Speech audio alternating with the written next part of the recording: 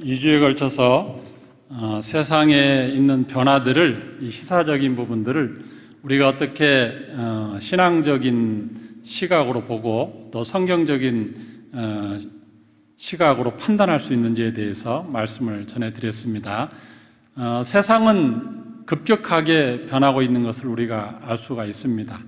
본래 창조 질서상 하나님의 형상대로 만들어진 인간이 이 땅을 다스리게 되어 있었습니다. 그런데 이 인간의 죄를 짓고 난 이후에 이 창조 질서상의 유괴 질서가 무너지면서 이제는 인간이 천사보다 못한 존재, 동물보다도 못해서 사자에게 쫓기는 존재, 심지어는 급기야 이제 기계에 밀려가지고 기계보다도 못한, 인공지능보다 못한 존재까지 내려가는 그런 일이 벌어지고 있습니다.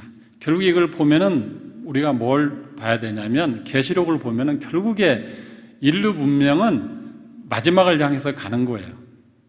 인간의 그 선악과 사건 이후에 최종 결론은 결국에는 이 모든 유괴 질서가 무너지고 급기야 인간이 어떤 그 다스리는 게 아니고 다스림에 받는 존재까지 완벽하게 떨어지면 이제 그때 주님이 오시는 겁니다.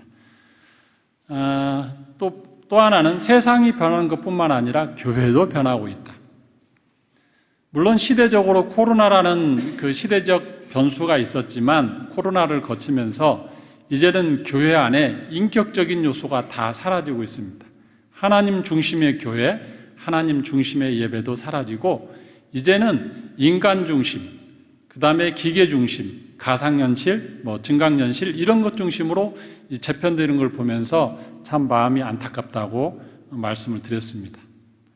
조만간에 챗 GPT로 작성된 설교가 이렇게 난무하기 시작할 것이고, 메타라는 공간에서 교인들은 집에 있으면서 컴퓨터를 통해서 클릭 해가지고 이 자기 분신 같은 존재가, 아바타가 예배당에 출석하고 아바타 목사가 설교하고 이런 일이 벌어질 날이 얼마 남지 않았습니다.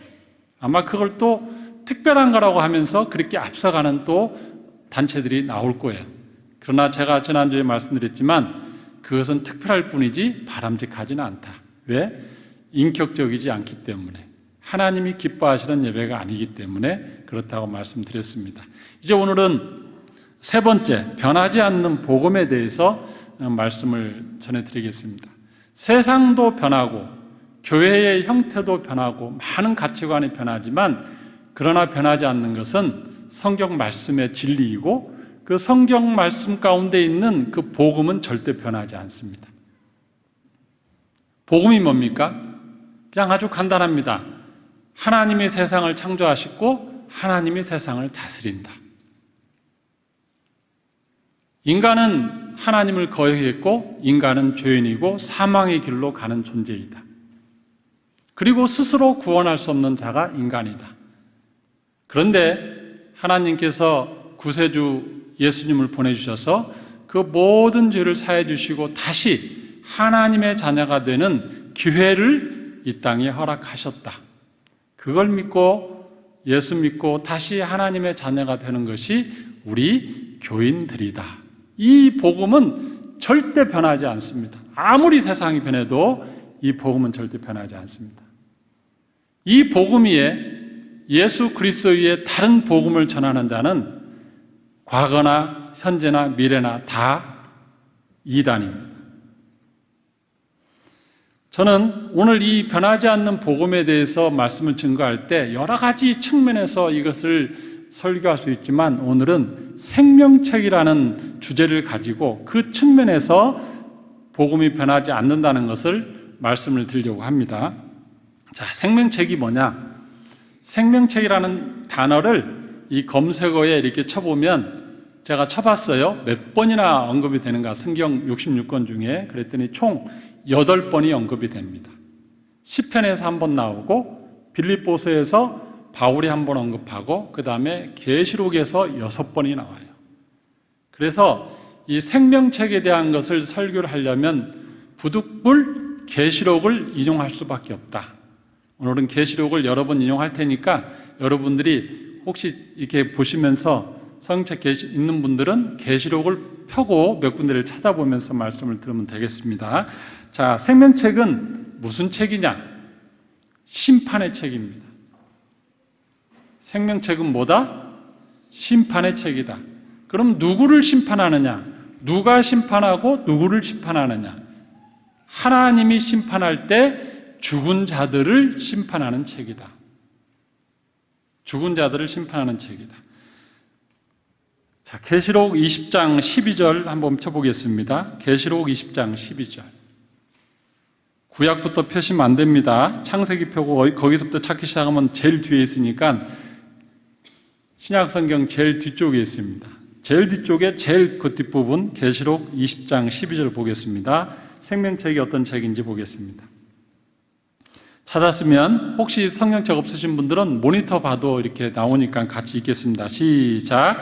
또 내가 보니 죽은 자들이 큰 자나 작은 자나 그 보좌 앞에 서 있는데 책들이 펴 있고 또 다른 책이 퍼졌으니 곧 생명책이라. 죽은 자들이 자기 행위를 따라 책들에 기록된 대로 심판을 받으니.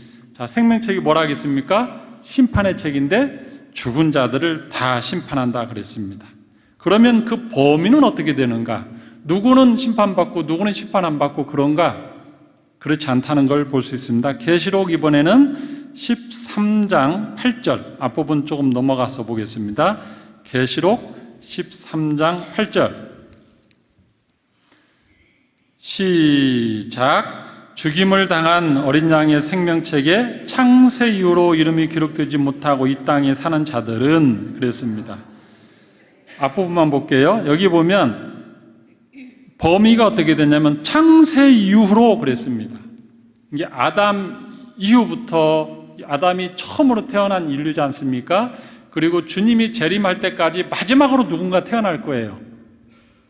라스트 아담이 있겠죠. 라스트 아담.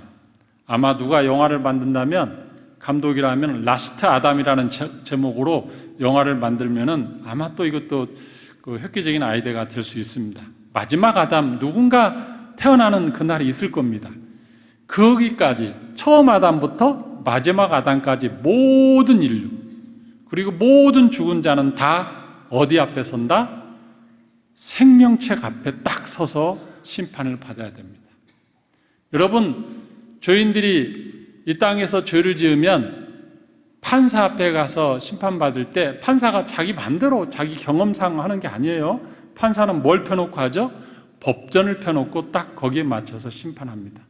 마찬가지로 우리 죽는 자들은 이 생명책 앞에 서서 심판을 받는다는 겁니다. 자, 그럼 생명책에 기록되지 못한 자들의 죽음 이후의 운명은 어떻게 되는가? 여기에서 이제 갈라지는 거예요. 늘 성경에서 말하는 좁은 길, 넓은 길, 우편, 좌편, 구원받은 자, 구원받지 못한 자, 딱 두 길밖에 없습니다. 중간은 없어요. 기록되지 못한 자들의 운명은 어떻게 되는가? 계시록 20장 15절 보겠습니다. 생명책에 그 이름이 기록되지 못한 자들. 생명책은 이름이 기록되어 있는 거예요. 계시록 20장 15절 시작. 누구든지 생명책에 기록되지 못한 자는 불못에 던져지더라. 어디에 던져집니까? 그 운명이 불못에 던져진다. 이 불못을 조금 풀어놓은 게 다음 구절입니다. 불못을 조금 풀어놓으면 어떻게 되는가? 계시록 21장 8절, 오늘 본문으로 오는 거예요. 계시록 21장 8절 찾았습니까? 시작. 그러나 두려워하는 자들과 믿지 아니하는 자들과 흉악자들과 점술가들과 우상 숭배자들과 거짓말하는 자들은 불과 유황으로 타는 불에 던져지리니 이것이 둘째 사망이라. 불못이 어떤 곳인지를 조금 설명합니다. 불못은 뭐의 약자다? 불과 유황으로 타는 못, 이런 뜻입니다. 불과 유황으로 타는 못. 유황이 있는 냄새, 불 냄새, 타는 냄새, 끄스린 냄새. 신기하게도 정말 귀신에게 완전히 쓰인 사람을 보면은 사람 코로 맞지 않는 영적인 냄새가 나는데 그런 냄새가 나요, 실제로. 귀신들이 가는 불과 유황에 타는 모습은 본래 하나님을 거역한 사탄과 그의 무리들을 위해서 마련한 곳인데, 인간들이 사탄과 똑같은 하나님을 거역하는 죄를 지어서 인간도 그리에 가게 된 겁니다. 여러분, 불과 유황이 어떤 곳인지 실감이 나지 않을 겁니다. 저도 가보지 않아도 실감은 나지 않아요. 그런데 역사를 보면 많은 그 기록들이 있는데, 그 중에 하나의 사건을 들면 윌리엄 부스라는 구세군 창시자가 있습니다. 우리 연말에 길거리 가다 보면 땡그랑땡그랑 하면서 빨간 거 이렇게 놓고 이렇게 모금하는 그 구세군들 있잖아요. 그 구세군을 창시한 윌리엄 부스라는 분이 있는데, 이분이 이제 그 신학교 교장이었어요. 신학교 교장으로서 학생들을 다 가르치고 이제 졸업하는 순간입니다. 교장으로서 이제 졸업사를 하기 위해서 준비를 열심히 이제 원고를 만들고 있었습니다. 그러다가 이분이 깜빡 잠이 들었어요. 근데 그때 하나님께서 그를 지옥의 그 불구덩이를 체험케 했습니다. 들어갔는지 아니면 보았는지 모르지만 그 기록을 보면 아주 정말 실감나게 보여줬어요. 그러고 나서 그가 딱 눈을 뜬 다음에 졸업사 원고를 다 없앴습니다. 그리고 한참을 기도하고 하나님께서 뭘 졸업생들에게 말씀하기를 원하는지 알겠다 하고 그가 졸업식장으로 갔습니다. 그리고 졸업사 순서가 되자 이런 말을 했습니다. 여러분, 제가 멋있는 여러분들을 위한 졸업사를 준비를 하고 있었습니다. 그런데 하나님께서 저로 하여금 놀라운 체험을 하게 하였고 광경을 목격해 했고, 그것은 바로 지옥을 보는 경험이었습니다. 저는 할 수만 있다면 지금 하나님께 기도해서 여러분들이 지옥에 1분만 들어갔다 나왔으면 좋겠습니다. 여기 있는 졸업하는 이제 여러분들이 목회 현장에 나갈 텐데, 세상을 향하여 나갈 텐데, 그 모든 그 졸업생들이 들어야 될 그 권면보다 가장 중요한 거는 지옥에 한번 들어갔다 왔으면 좋겠다. 내 기도가 응답된다면 그게 졸업사입니다. 여러분들은 세상을 향하여 지옥이 있다는 것을 외쳐야 됩니다. 그게 졸업사였어요.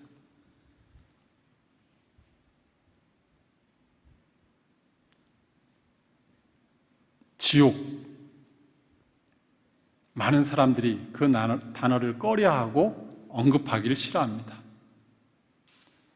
저는 목회를 하면서 늘 이 지옥 설교에 대한 부담을 가지고 목회합니다. 아마 언젠가도 말씀드렸을 겁니다. 제가 설교를 들을 때 지옥 설교를 거의 듣지 못하고 자랐습니다. 근데 제가 목회하면서 늘 마음의 부담이 하나님께서 너는 지옥 설교하라. 그 부담을 늘 주셨어요. 그래서 저는 그래도 설교할 때 가끔 지옥 설교를 하는 거 아마 들으셨을 겁니다. 목사는 교인들을 향하여서는 천국의 소망과 하나님의 나라와 성도의 의무와 권리, 여기에 대해서도 설교해야 되지만, 목사는 교회 안의 목사만이 아닙니다. 목사는 세상 사람을 향하여 지옥이 있다고 외칠 수 있는 사람이 진짜 목사입니다. 저는 주례할 때에도 거기에 주례 온 그 하객들이 한 번도 교회를 안 간 분들이 많고, 단 한 번도 목사의 설교를 듣지 않고 죽을 수 있는 사람이 있다고 생각합니다. 그래서 주례사 가운데에도 이 복음에 대한 죄에 대해서, 간접적으로 지옥에 대해서 너무 노골적으로 말하면 기분 나쁠 수 있으니까 반드시 언급을 합니다. 왜? 제가 하나님 앞에서 그러고 싶어요.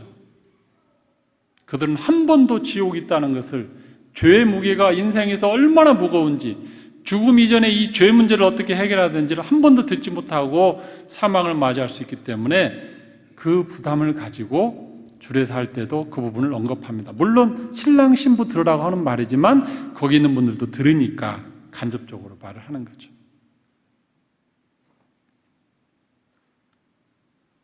사랑하는 성도 여러분, 지옥에 대해서 묵상해 보셨습니까?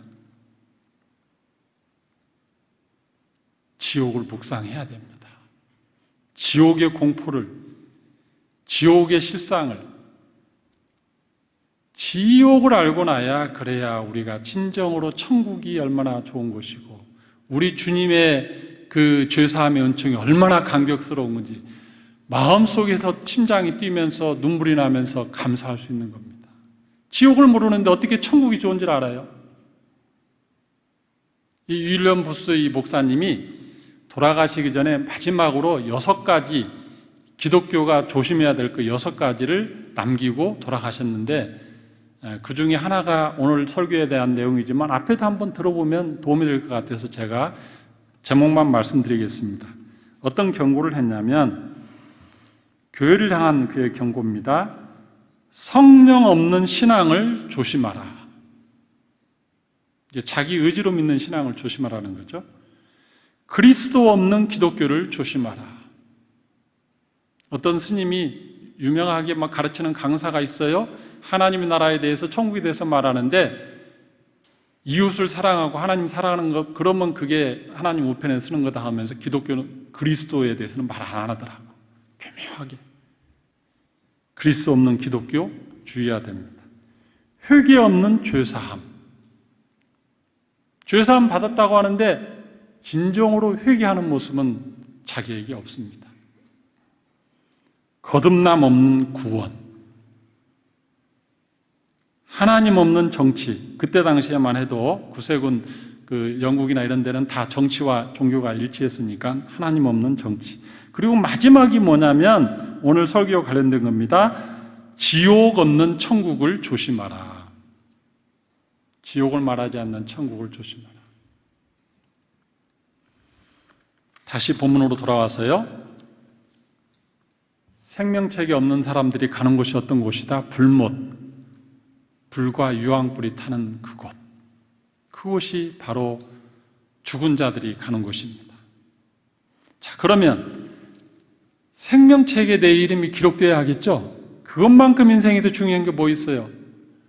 이 땅에서 아무리 재벌이 되고 대통령이 되고 장관이 되고 그 모든 것을 가진다 하더라도 생명책에 이름이 기록이 안 되어 있으면 그 인생은 가장 비참한 거예요. 이 땅에서 모든 것을 실패했다 하더라도 예수 믿고 그 이름이 생명책에 기록되어 있다면 죽음의 순간에 그는 승리자입니다. 생명책에 기록되어 있는 거 어떻게 확인할 수 있는가? 계시록 21장 7절 오늘 말씀 보겠습니다. 계시록 21장 27절. 무엇이든지 속된 것이나 가증한 일 또는 거짓말하는 자는 결코 그리로, 이게 천국으로 들어가지 못하되 누가 들어가는가 보겠습니다. 어린 양의 생명책에 기록된 자들만 들어가리라. 만자라는 단어를 아주 주의해야 됩니다. 어린 양의 생명책에 기록된 자들만 들어간다. 여기 보면 생명책에 기록된 자도 들어간다가 아니고 자만 들어간다. 예수 그리스도의 다른 구원의 길은 없습니다. 여기를 그럼 앞부분부터 읽어보겠습니다. 이 어린 양이라는 단어가 어떻게 계속 쓰이는지 21절부터 볼까요? 21절. 그 12문은 12진주문이니 각 문마다 한 개의 진주로 되어 있고 성의 길은 맑은 유리 같은 정금이더라. 우리가 얼마나 천국문은 진주로 되었다는 걸 수많은 설교를 들었습니까? 그 진주문의 천국. 성 안에서 내가 성전을 보지 못하였으니 이는 주 하나님 곧 전능하신 이와 그 어린 양이 그 성전이십니다. 어린 양 예수 그리스도가 등장합니다. 그 성은 해나 달에 비침이 쓸데없습니다. 왜냐하면 하나님과 어린 양이 등이기 때문에 이는 하나님의 영광이 비치고 어린 양이 그 등불이 되심이라. 만국이 그 빛 가운데로 다니니 땅의 왕들이 자기 영광을 가지고 그리로 들어가리라. 낮에 성문들을 도무지 닫지 아니하리니 거기에는 밤이 없습니다.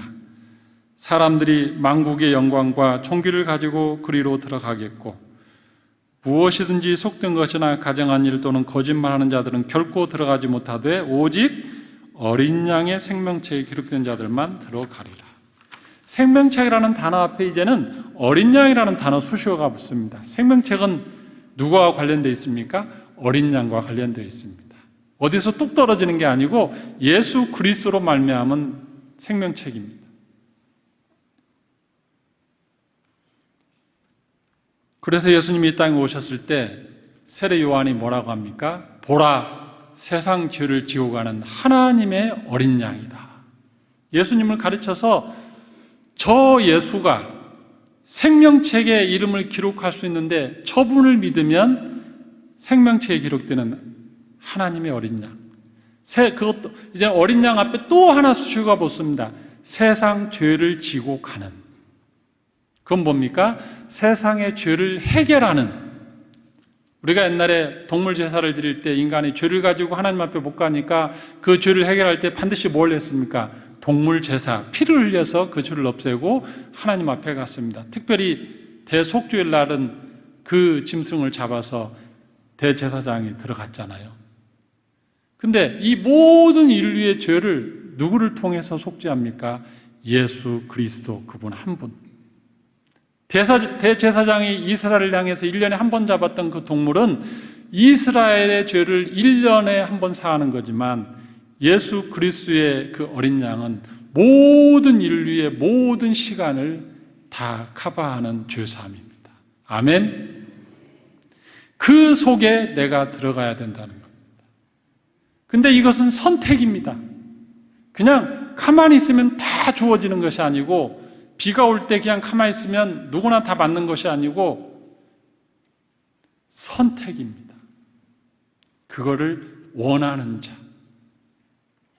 그래서 어떤 설교자분이 이 부분을 설명하면서 뭐라고 하냐면 이건 이제 신학적인 해석은 아니에요. 이분이 이제 영적으로 자기 영해를 내서 뭐라고 하냐면 생명책은 무슨 색으로 쓰여 있을까요? 하고 질문한 겁니다.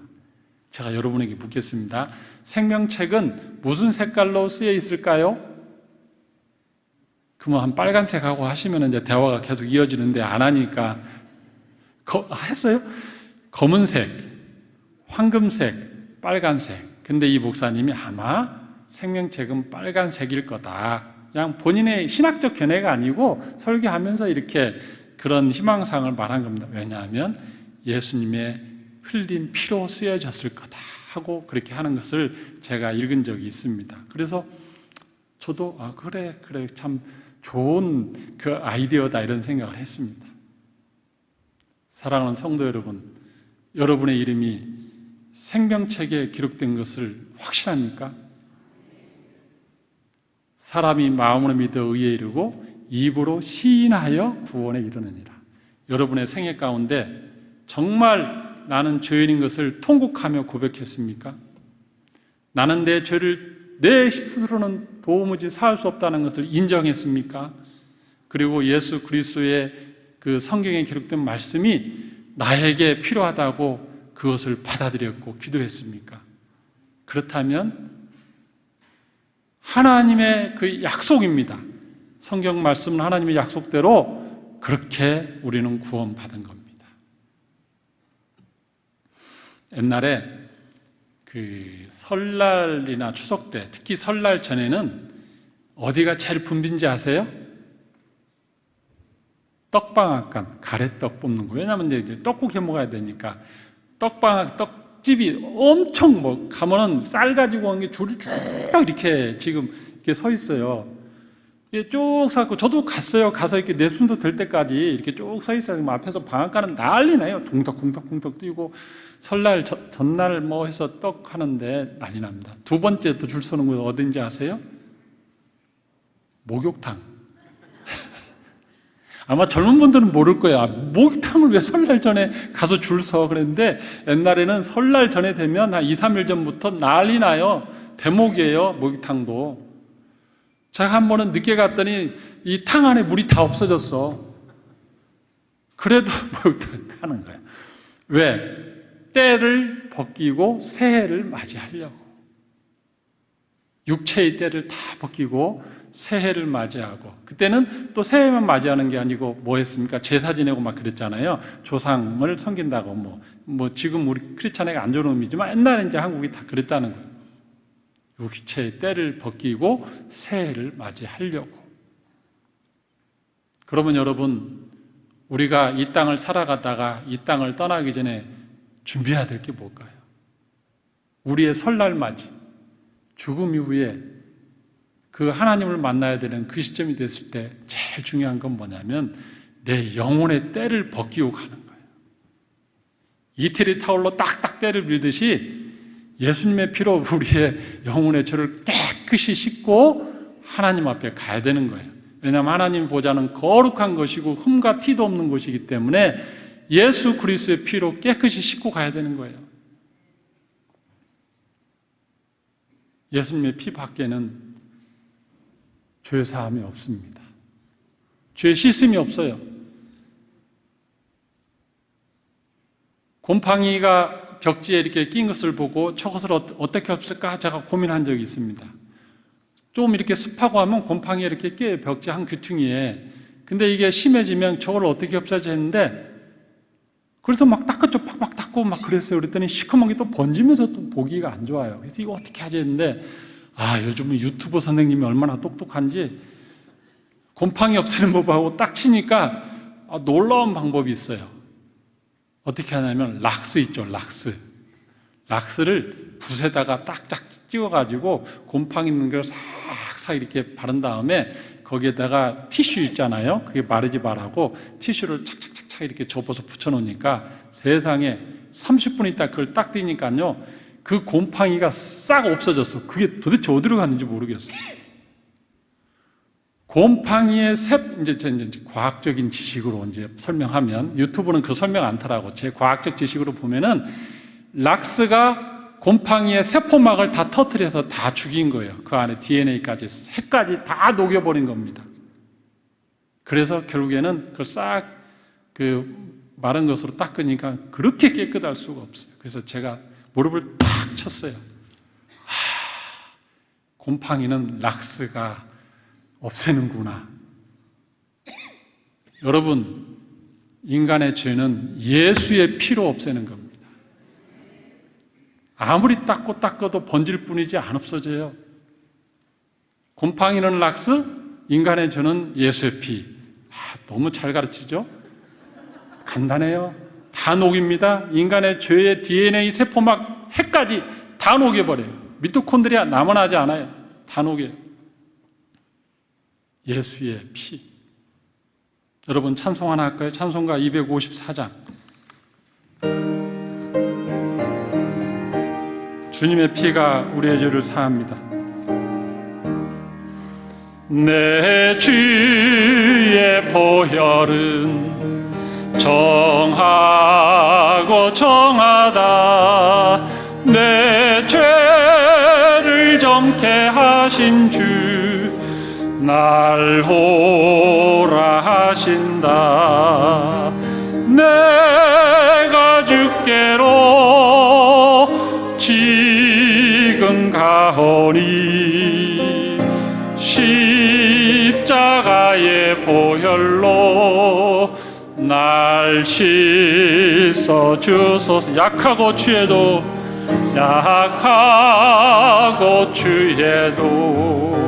주께로 나가면 힘 주시고 내 주함을 곧 씻어 주시네. 내가 주께로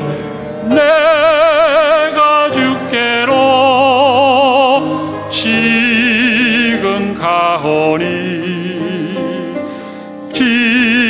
십자가의 보혈로 날 씻어 주소서. 날 오라 하심은 온전한 믿음과 또 사랑함과 평안함 다 주려 함이라. 내가 주께로 지금 가오니 십자가의 보혈로 날 씻어 주소. 큰 죄의 축복받아 살 길을 얻었네. 한없이 넓고 큰 은혜 베풀어 주소서. 내가 주께로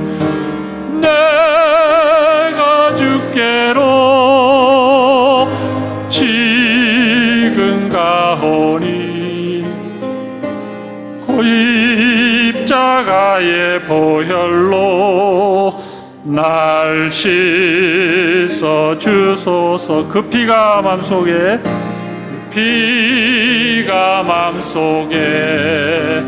큰 증거 됩니다. 내 기도 소리 들으사, 내 기도 소리 들으사 다 허락하소서. 내가 주께로 지금 가오니 십자가의 보혈로 날 씻어 주소서. 아멘.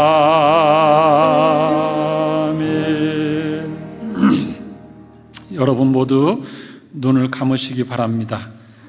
오늘 말씀을 듣는 가운데 지옥이 있는 것을 믿어지십니까?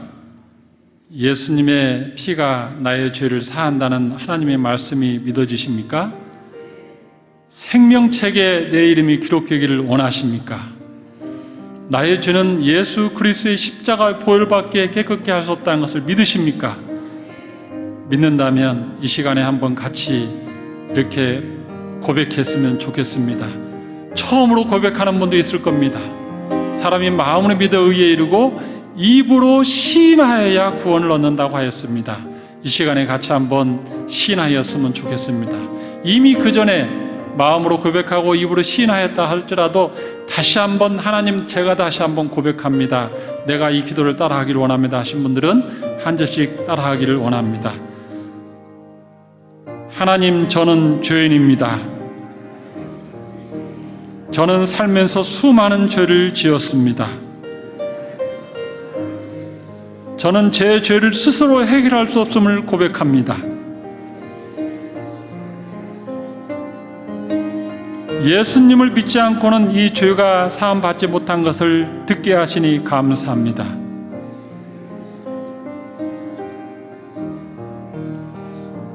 생명책에 내 이름이 없다면 영원한 풀못으로 들어가는 것을 알게 하시니 감사합니다.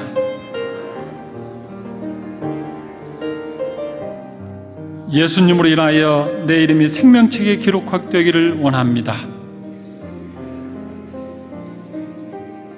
예수님의 보혈이 내 죄를 사해 주는 것을 믿습니다. 생명책에 제 이름을 기록하여 주시옵소서. 그리하여 내가 죽은 이후에 하나님의 보좌 앞에 섰을 때에 생명책에 내 이름이 있는 것을 확인하고 예수님을 찬양하고 하나님을 찬양할 수 있도록 구원하여 주시옵소서. 예수님의 이름으로 감사하며 기도하옵나이다. 아멘.